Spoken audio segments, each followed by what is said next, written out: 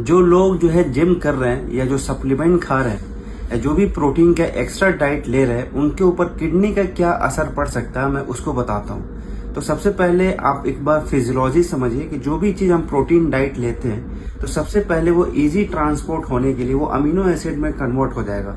ताकि जो है पूरी बॉडी उसको आसानी से उसको मेटाबोलाइज कर सके। अब क्या होता है कि कई सारे अमीनो एसिड जो है प्रोड्यूस हो जाता है, तो लास्ट में कुछ जो अमीनो एसिड जो एक्स्ट्रा बच जाता है उसको जो क्या करता है बॉडी उसको डी एमाइनेट कर देता है, मतलब अमीनो एसिड को तोड़ देगा और उसको अमोनिया फॉर्म में कन्वर्ट कर देगा। अब चूंकि अमोनिया जो फॉर्म होता है वो बहुत ही टॉक्सिक होता है बॉडी के लिए, वो कहीं पे भी जाएगा तो बहुत ही डिस्टर्ब कर देगा। तो इसको क्या करता है कि यूरिया साइकिल बनता है लीवर में, और यही अमोनिया जो है यूरिया साइकिल में कन्वर्ट होता है, और अल्टीमेटली जो यूरिया जो होता है जो कि एक वेस्ट प्रोडक्ट है वो किडनी से बाहर फिल्टर होकर बाहर निकल जाएगा। अब मान लीजिए आप कोई बहुत सारा अगर प्रोटीन डाइट ले रहे हैं, बहुत एक्स्ट्रा ले रहे हैं, तो ये सारे जो अमोनिया जो है बहुत ज्यादा बनेगा। तो ये जब ज्यादा बनेगा तो उतना ही ज्यादा हाइपर फिल्ट्रेशन होगा। तो ऐसे लोग जिनको सिंगल किडनी है या कोई सीकेडी के पेशेंट है उनमें ज्यादा ओवरलोड होगा, जिसकी वजह से देखा गया कि लॉन्ग टर्म में किडनी के ऊपर बुरा इफेक्ट पड़ता है। लेकिन जिनका पहले से किडनी नॉर्मल है, जिनका जीएफआर नॉर्मल है, जिनका क्रिएटिनिन की वैल्यू नॉर्मल है,